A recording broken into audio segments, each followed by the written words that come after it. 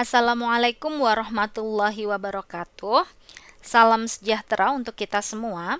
Perkenalkan, nama saya Qoriatul Fitriah bersama tim saya yaitu Elsa Puspitasari Saragi, Berto Yusuf Nugroho, Albertus Adanatio S, dan M. Prihadi Ekowe.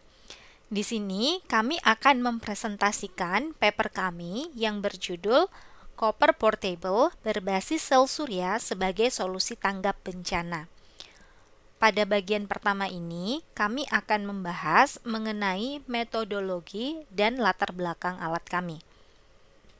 Indonesia dikenal sebagai wilayah Ring of Fire atau cincin api, di mana pada daerah tersebut sering terjadi gempa bumi dan juga aktivitas vulkanis atau gunung berapi akibat posisinya yang berada di antara dua lempeng. Karena hal tersebut itu pula lah, di Indonesia sering sekali terjadi bencana alam, yang mana ketika bencana alam terjadi, sering terjadi pemadaman listrik atau bahkan putusnya jaringan listrik. Bisa sehari, 2 hari, atau sampai berminggu-minggu, tergantung dari level bencana yang terjadi. Ketika tidak ada pasokan listrik di daerah yang terkena bencana alam, maka bisa dipastikan orang-orang yang berada di daerah tersebut tidak bisa menyalakan lampu atau mengecharge peralatan elektronik termasuk handphone, di mana lampu dan handphone merupakan peralatan basic dari manusia karena mereka membutuhkan komunikasi dengan kerabatnya dan juga membutuhkan penerangan di malam hari.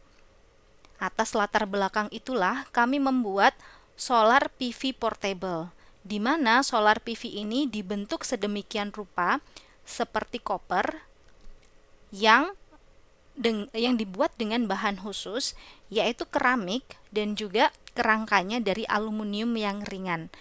Keramik dipilih karena selain tahan panas dan api, juga bersifat mendinginkan material yang berada di dalam koper, di mana di dalam koper ini berisi baterai controller dan juga stop kontak, saklar, dan lain-lain yang merupakan peralatan penunjang dari si solar PV.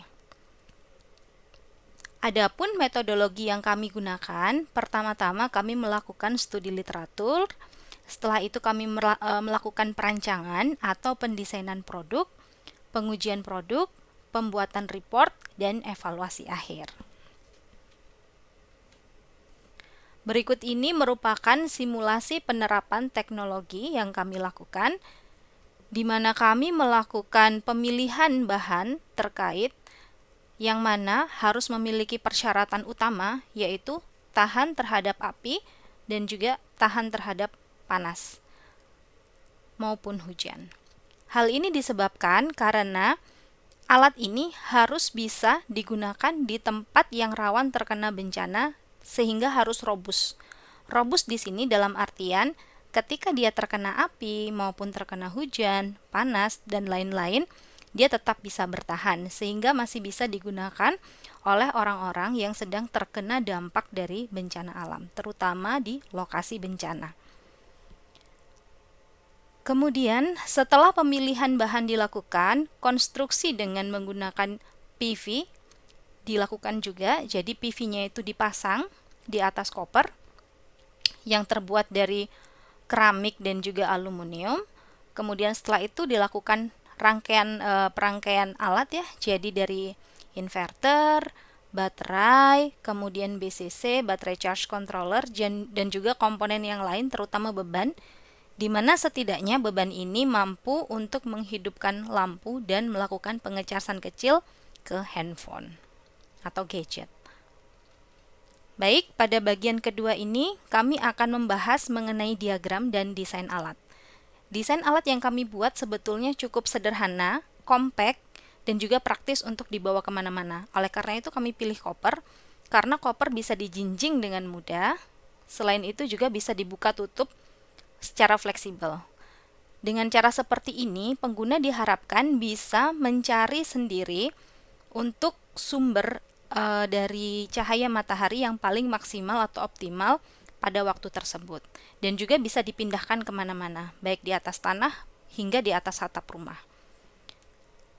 Berikut adalah gambar alat, gambar desain alat tampak atas, samping kiri, tampak kanan, depan maupun bawah. Sedangkan alat penyusunnya atau diagram penyusunnya, alat ini terdiri dari solar cell atau solar PV secara umum, kemudian BCC atau solar charge controller, dilengkapi dengan baterai dan inverter untuk mengubah jenis tegangan dari DC ke AC. Setelah itu dilengkapi dengan lampu LED, adaptor, dan juga senter. Berikut ini adalah hasil pembuatan alat yang juga sudah ditampilkan di halaman pertama tadi. Dan pada bagian ketiga ini, kami akan membahas mengenai hasil dan pembahasan. Adapun spektrum dari solar PV yang kami gunakan, satu panel surya akan memiliki daya maksimum sebesar 30 watt dengan maksimum voltage-nya 18 volt dan maksimum current-nya adalah 1,67 ampere. Dari pengukuran di lapangan, tegangan rata-rata yang didapatkan adalah sebesar 12,4 volt untuk satu set dari si copper portable ini.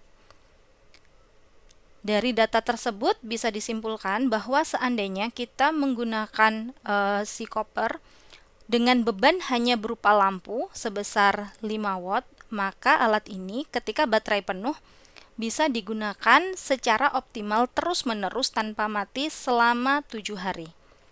Apabila digunakan untuk melakukan pengecasan dengan daya sebesar 10 watt untuk handphone, maka bisa digunakan secara berturut-turut terus-menerus selama 3 hari atau sekitar 84 jam. Demikian hasil yang bisa kami paparkan untuk alat kami. Sekian dan terima kasih. Sampai jumpa.